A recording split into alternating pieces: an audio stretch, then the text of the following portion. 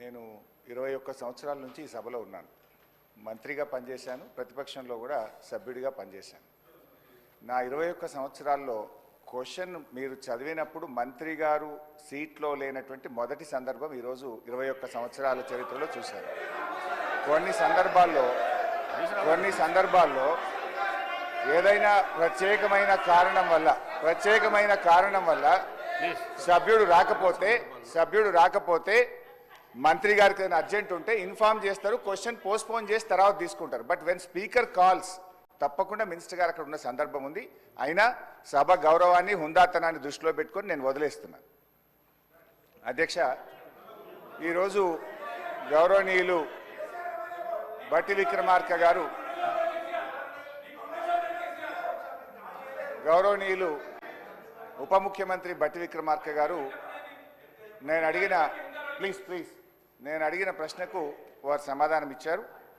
రాష్ట్ర ప్రభుత్వం ఎఫ్ఆర్బిఎం కింద తీసుకున్న అప్పులు 51,277 కోట్లని చెప్పారు. అఫ్కోర్స్ ఈరోజు ఉదయం నేను రిజర్వ్ బ్యాంక్ ఆఫ్ ఇండియాది కూడా రిపోర్ట్ తీసుకున్న పొద్దున్నే నెట్లో. ఈరోజు కలిపితే ఇంకో 3,000 కోట్లు పెరిగింది. ఆల్రెడీ ఇంతకుముందే 2003వ తారీఖు 5వ తారీఖు తీసుకున్నారు. ఇవాళతో కలిపితే ఇంకో 1000 పెరిగింది. 55,277 కోట్లు ఎఫ్ఆర్బిఎం కింద తీసుకున్నారు. కార్పొరేషన్ గ్యారంటీల కింద 61,991 కోట్లు తీసుకున్నారు. 10,099 కోట్లు గ్యారంటీ లేకుండా తీసుకున్నారు. మొత్తంగా కాంగ్రెస్ పార్టీ ఏడాది పాలనలో చేసిన అప్పు ఎంత అంటే 1,27,208 కోట్లు. ఒక్క ఏడాదిలో వీళ్ళు చేసిన అప్పు 1,27,208 కోట్లు. 5 ఏళ్లకు మనం లెక్క కడితే ఎంత అవుతుందంటే అధ్యక్ష, 6,36,040 కోట్ల రూపాయలు 5 ఏళ్లలో కాంగ్రెస్ ప్రభుత్వం చేయబోయే అప్పుగా దీన్ని బట్టి మనకు స్పష్టంగా కనబడతా ఉంది. ఇకపోతే అధ్యక్ష, ఈ మధ్యకాలంలో కాంగ్రెస్ పార్టీ నాయకులు వైట్ పేపర్, కాంగ్రెస్ పార్టీ పెట్టిన వైట్ పేపర్ బుక్ కూడా తెచ్చాను అధ్యక్ష. ఇది వైట్ పేపర్. అదేవిధంగా బట్టి విక్రమార్క గారు ఈ సభలో పెట్టిన పేపర్. దీని ఆధారంగా నేను పోయినసారి బడ్జెట్ సమావేశాల్లో కూడా చాలా స్పష్టంగా చెప్పాను. మీరు గతంలో బీఆర్ఎస్ పార్టీ 10 ఏళ్ల కాలంలో 671 అని ఒకరంటారు, 7 లక్షల కోట్లని ఒకరంటారు, 711 అని నోటికొచ్చినట్టు మాట్లాడుతున్నారు. I challenge in this house, ఒకరోజు స్పెషల్గా డిబేట్ పెడతారా పెట్టండి, లేదు ఆడిటర్లను పిలిచి పెడతారా, ఫైనాన్స్ డిపార్ట్మెంట్ పెట్టి పిలుస్తారా పిలవండి. ఐ వాంట్ టు ప్రూవ్ 10 ఏళ్ల బీఆర్ఎస్ కాలంలో జరిగిన మొత్తం అప్పు కేవలం 4,17,496 మాత్రమే. కానీ గోరంతలు కొండంతలు చేసి గోబల్స్ ప్రచారం చేసేటువంటి ప్రయత్నాన్ని ఈ సభ ద్వారా నేను తీవ్రంగా ఖండిస్తూ ఉన్నాను. గతంలో గౌరవనీయులు బట్టి విక్రమార్క గారు ఎన్నికల ముందు ఆదాయాన్ని సమకూర్చడంలో కాంగ్రెస్ పార్టీకి అపారమైనటువంటి అనుభవం ఉంది, హామీలన్నీ నెరవేర్చడం మాకు పెద్ద సమస్యే కాదు అని ఎన్నికల ముందు చెప్పారు. వీడియో కూడా ఉంది, కావాలంటే పంపిస్తాను. ఇప్పుడు అధికారంలోకి వచ్చిన తర్వాత ఏమైంది, ఏడాది అయింది, హామీలు ఎప్పుడు అమలు చేస్తారంటే అప్పుల పేరు చెప్పి తప్పించుకునేటువంటి ప్రయత్నం చేస్తున్నారు. ఒక అబద్ధాన్ని 100 సార్లు చెప్తే నిజమైతే అనే విధంగా గోబల్స్ ప్రచారం చేస్తూ ఉన్నారు. అందుకే ఈ శాసనసభ వేదికగా సభ్యులకు రాష్ట్ర ప్రజలకు కూడా ఈ 7 లక్షల కోట్ల అప్పు అని కాంగ్రెస్ పార్టీ చేస్తున్న ప్రచారం తప్పు అని ఈ సభ ద్వారా రాష్ట్ర ప్రజలకు నేను తెలియజేయదలుచుకున్నా అధ్యక్ష. ఆర్బీఐ కంటే గొప్ప వాళ్ళు అయితే ఉండరు అధ్యక్ష. ఇన్ఫ్యాక్ట్ అధ్యక్ష, ఈ 4,17,496 కోట్లలో కూడా 10 ఏళ్ల బీఆర్ఎస్ పాలనలో 4-5 ప్రత్యేకమైన విషయాలు ఉన్నాయి. 2 వరుస కరోనా సంవత్సరాలు రావడం వల్ల కేంద్ర ప్రభుత్వం అప్పుడు మొత్తం దేశం యొక్క ఎకానమీ అతలాకుతలమైంది. మీరు రాష్ట్రాలు 1.75% అదనంగా అప్పులు తీసుకోండి, క్యాపిటల్ ఎక్స్పెండిచర్ చేయండి అని కేంద్ర ప్రభుత్వం చెప్పడం వల్ల మనము తీసుకున్నటువంటి అప్పులు కూడా ఉన్నాయి. ఇది కాకుండా ఉదయ్ స్కీమ్ ద్వారా, సార్ లెట్ మీ కంప్లీట్, ఆ తర్వాత అని చెప్పమనండి. Let me complete. Speaker sir, Harish Rao గారు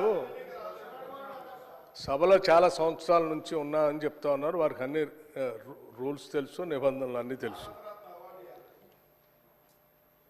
క్వశ్చన్ అవర్లో క్వశ్చన్ను అడుగుతారు, సమాధానం చెప్తాం. క్వశ్చన్ ఉంటుంది కానీ వారు షార్ట్ డిస్కషన్ లాగా ఉపన్యాసం చెప్పుకుంటూ పోతా ఉన్నారు. మరి వారికి అనుభవం లేకనా, కావాలని సభను తప్పుదోవ పట్టించడం కోసం చేసే ప్రయత్నమా? మీరు అడిగారు, ఈ అప్పుల పైన మీరు తప్పుదోవ పట్టిస్తూ ఉన్నారు, గోబల్స్ ప్రచారం చేస్తున్నారు, ఏదంటే సభలో చర్చ పెట్టండి. ఎస్, మేము రాగానే సభలో చర్చ ఉండాలనే వైట్ పేపర్ పెట్టా మీరు చేసిన తప్పులు అన్నింటినీ. మళ్ళీ కావాలని అడుగుతుంటే మాకేం అభ్యంతరం లేదండి. మేము అసలు పూర్తిగా ఈ సభకి రాష్ట్ర ప్రజలకి వాస్తవాలన్నీ తెలియాలనేటువంటి ఆలోచనలో స్పష్టంగా ట్రాన్స్పరెంట్గా ఉన్న గవర్నమెంట్ ఇది. ఏది దాచుకోవాలని ప్రయత్నం చేయాలి మీలాగా. సో మీరు వాళ్ళ చర్చ పెడదామన్నా ఫైన్, షార్ట్ డిస్కషన్కి వీఆర్ రెడీ. మీరు ఏదో ఏ ఫామ్లో ఇస్తారో ఇవ్వండి, గౌరవ సభాపతి గారికి ఇవ్వండి, వారి అనుమతితో వారు ఇస్తే టైం ఇస్తే we are ready to debate sir. అంతేగాని ప్రశ్నలంతా వదిలిపెట్టి మొత్తం పాత కథలన్నీ చెప్పుకుంటూ వారి చరిత్ర అంతా చెప్పుకోవడానికి ప్రయత్నం చేస్తే అది వినటానికి మేము ఈ ప్రశ్న క్వశ్చన్ అవర్ ఇట్లా వేస్ట్ చేయొద్దు అధ్యక్ష.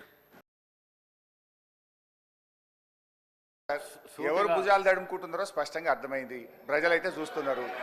అయితే అయితే అయితే గౌరవ డిప్యూటీ స్పీకర్ గారి యొక్క సవాల్ను నేను స్వీకరిస్తా ఉన్నా. ఆల్రెడీ బీఆర్ఎస్ పార్టీ తరఫున మేము ప్రివిలేజ్ మోషన్ ఇచ్చాం. Privilege motion on honourable deputy CM we have given sir. That privilege motion is pending. Sir సభ మళ్ళీ సభను కూడా మళ్ళీ తప్పుదో పట్టిస్తున్నారు అధ్యక్ష. మళ్ళీ తప్పుదో పట్టించిన అంటే లేస్తే సత్యదూరమైన మాటలు మాట్లాడటం తప్ప వాస్తవాలు మాట్లాడితే తల పగిలిపోతారు అనే ఏమైనా శాపం ఉందని నా అనుమానం అధ్యక్ష. వీళ్ళకి అస్సలు వాస్తవాలు మాట్లాడరు అధ్యక్ష, అన్ని సత్యదూరాన్ని. ఏంది ప్రివిలేజ్ మోషన్? మీరు ఆ ప్రివిలేజ్ మోషన్ ఇచ్చేది అధ్యక్ష. వీళ్ళు ప్రివిలేజ్ మోషన్ ఇస్తారా సభా నిబంధనల గురించి, సభా నియమాల గురించి? దేనికి ప్రివిలేజ్ మోషన్ అధ్యక్ష? దేనికి? నేను నిన్న చూపించాను నేను అధ్యక్ష. రూల్స్ బుక్ వాళ్ళ హయాంలో తయారు చేసింది. పాత రూల్స్ బుక్ అన్నిటిని కూడా మార్చేసి వాళ్ళకు అనుకూలంగా ఉండేటట్టుగా రూల్స్ బుక్ అంతా తయారు చేసుకొని సభలు పెట్టి ఆ రూల్స్ బుక్లో ఏం చూపించారు అధ్యక్ష? స్పష్టంగా ప్లకార్డ్స్ తీసుకొని రావద్దు, స్లోగన్స్ ఇవ్వద్దు, పొరపాట్లు అట్టు చేస్తే వాళ్ళ మీద చర్యలు తీసుకోవాలని చెప్పి అన్ని చాలా స్పష్టంగా రూల్స్ బుక్లో పెట్టి నిన్న మీరు చేసింది అధ్యక్ష. ఏం చేశారు మీరు?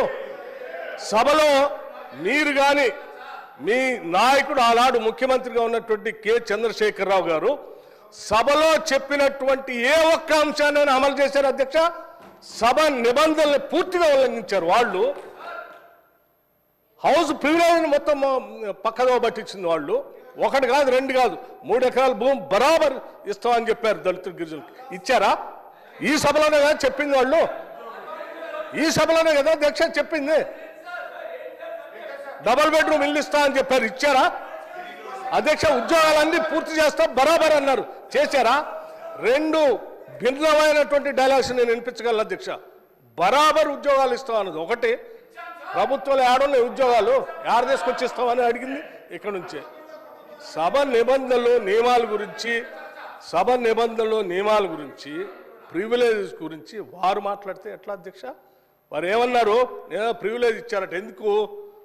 సభ జరిగేటప్పుడట సభలో ఏంటి ప్రభుత్వానికి సంబంధించిన అంశాలన్నీ బయట మాట్లాడకూడదు కదా, మీరు ఎట్లా మాట్లాడతారు?